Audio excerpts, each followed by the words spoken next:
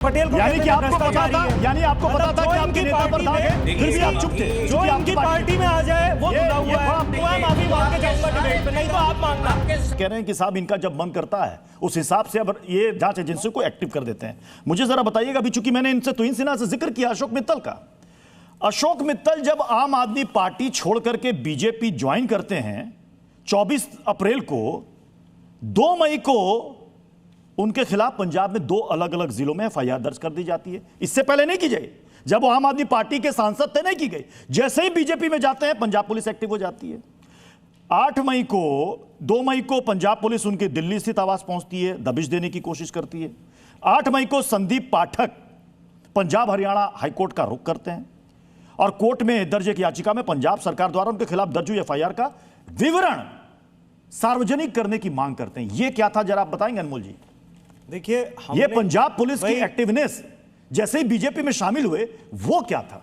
देखिए, मैं तो दोनों चीजें बता रहा हूं। मैं तो ये भी बता रहा हूं कि कैसे छत पे खड़े होकर चिल्लाते थे जी हजारों करोड़। नहीं, मुझे मेरे सवाल का जवाब दे दीजिए ना। सवाल का जवाब आप कह रहे हैं कि राजनीतिक रूप से प्रतिशोध के रूप में कार्रवाई होती, तो ऐसा क्या हो गया कि जैसे ही वो बीजेपी में शामिल हुए आप ही के पार्टी के नेता उनके खिलाफ आपने पंजाब पुलिस को एक्टिव कर दिया? वो कह रहे हैं सार्वजनिक करो ना। क्या मामला है? किसने कहा था वो भ्रष्टाचारी हैं? भाजपा ने कहा था ना अशोक मित्तल भ्रष्टाचारी। तो मैंने सवाल रेड कराई थी ना, रेड कराई थी ना, फिर कैसे अपनी पार्टी में ले लिया? Washing machine politics. Hemant Biswa Sharma को कहते थे भ्रष्टाचारी है, तो जी प्रफुल्ल पटेल को यानी कहते कि थे आपको पता था, यानी आपको पता था कि आपके नेता पर दाग है, फिर भी आप चुप थे। जो इनकी पार्टी में आ जाए वो खुला हुआ है। बहुत बढ़िया वॉशिंग मशीन ये डिबेट दर्शक करोड़ों दर्शक देख रहे हैं, ये पता चलेगा कि जो बयानबाजी होती है वो किस तरह से की जाती है। लाइएगा प्लीज, दोनों को स्क्रीन पर लाइएगा, तो इंजन को लाइए, अनमोल जी को लाइए।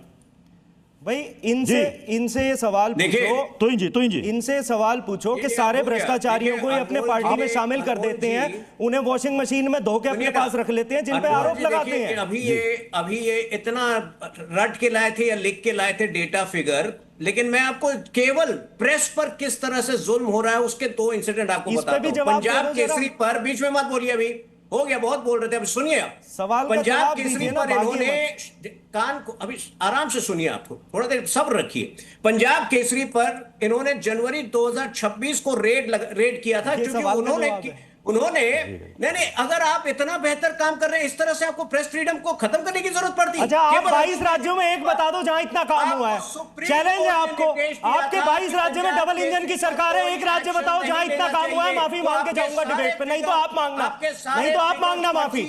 आप वहां पे प्रेस पर 22 राज्यों में मिलकर भी नहीं कर पाए इतना काम जितना हमने पंजाब में कर दिया, इसीलिए जमीन खिसकी हुई है आप लोगों की, बौखलाए हुए। इस तरह के रेड, आप ईडी रेड की बात कर रहे हैं, पंजाब की सरकार कितने प्रेस को रेड कर चुकी है, वो भी उसका लिस्ट भी है मेरे पास, ताकि आपकी हरकतों को, आपके करप्शन को बाहर नहीं ला पाए। पंजाब केसरी पर पहले रेड किया था, उस पर कम से कम 10 अशोक मित्तल पर जवाब नहीं मिला। अशोक मित्तल पर आपसे भी जवाब नहीं मिला अनमोल जी, आपसे भी जवाब नहीं मिला, आपसे भी जवाब नहीं मिला अशोक मित्तल जी। लोग देख रहे हैं, दर्शक देख रहे हैं, आपसे भी जवाब नहीं मिला।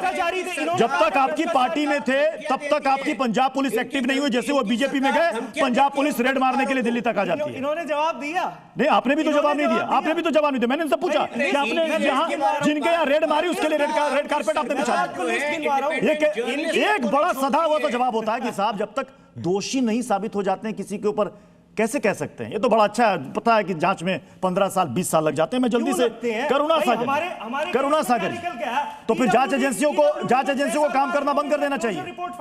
तो फिर जांच एजेंसियां काम करना बंद कर दे, किससे फिर जांच पर भरोसा किया जाए?